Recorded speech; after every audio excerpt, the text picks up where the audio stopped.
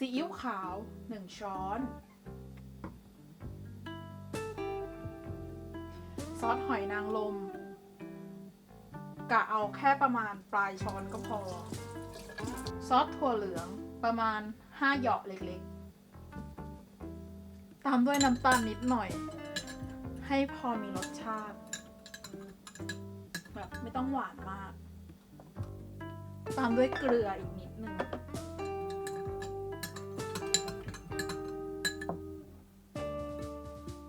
แล้วก็เราก็จะใส่พริกไทยดำป่นประมาณ2 หยิบมือจากนั้นแล้วก็คนเลยค่ะ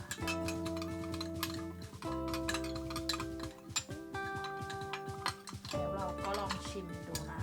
ว่ารสชาติเป็นไปตามที่เราต้องการหรือยังวัตถุดิบหลักที่สำคัญที่ขาดไม่ได้เลยก็คือปีกไก่นั่นเอง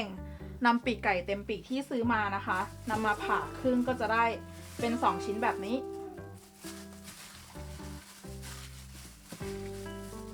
จากนั้นเราก็นำเครื่องปรุงที่เราเตรียมไว้เมื่อสักครู่นี้นำมาราดลงไปเลยค่ะ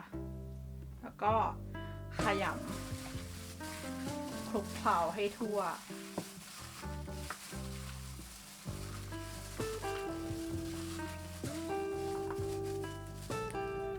ได้แล้วค่ะเราจะมาใส่น้ำมันลงในกระทะกันนะคะน้ำมันที่ใช้ในวันนี้จะเป็นน้ำมันปาล์มเหมาะสำหรับการทอดนะคะ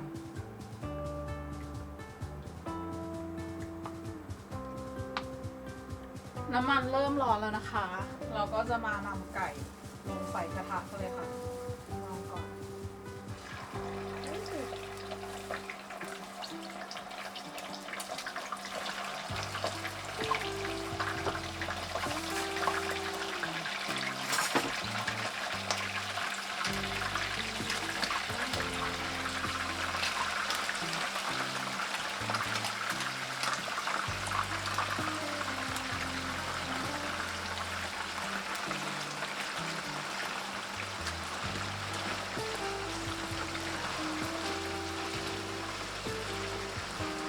เราก็จะทำการ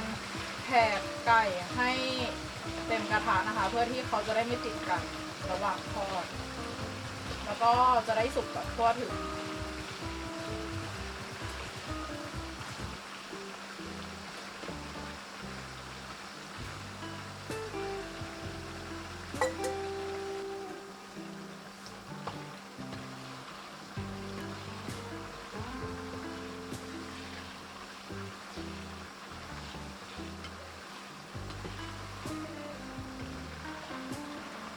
ระวังไก่ทอดติดกระทะนะคะให้ทำการเขี่ยเบา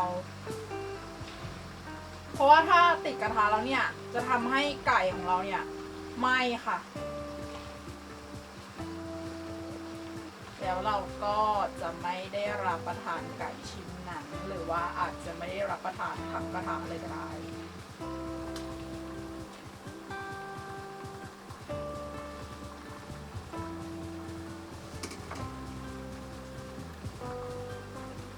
ระหว่างทอดและพลิกกลับไปกลับมาระวังอย่าพลิกเยอะเกินไปนะคะเพราะว่าเดี๋ยวจะทำให้ไก่เนี่ยเละได้แล้วเขาก็ออกมาไม่สวยแต่ก็ระวังอย่าให้เขาติดกระทะเพราะไม่งั้นเขาก็จะไหม้ค่ะ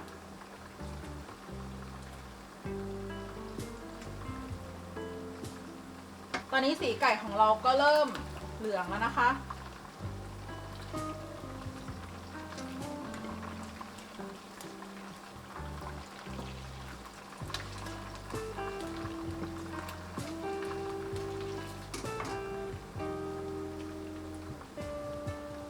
ตอนนี้สีไก่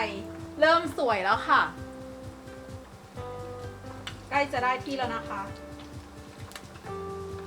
กลิ่นหอมน่ารับประทานมาก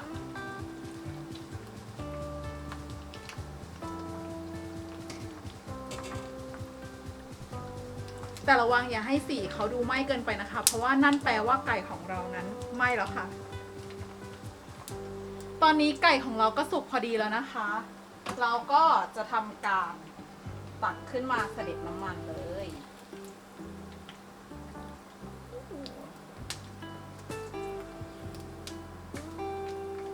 ตอนนี้เราก็ทำการตักไก่ขึ้นมาเพื่อเสด็จน้ำมันเรียบร้อยแล้วนะคะ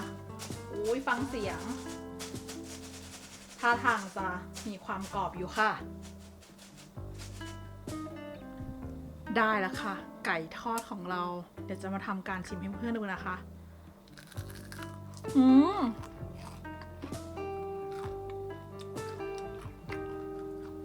กรอบอร่อย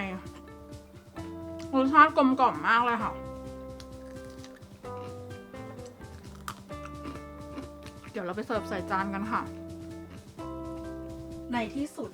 ปีกไก่คลุกซอสทอดกรอบของเราก็เสร็จเป็นที่เรียบร้อยนะคะ กลิ่นหอมมาก เดี๋ยวขอตัวชิมให้ดูอีกชิ้นหนึ่งนะคะทั้งกรอบทั้งรสชาติอร่อย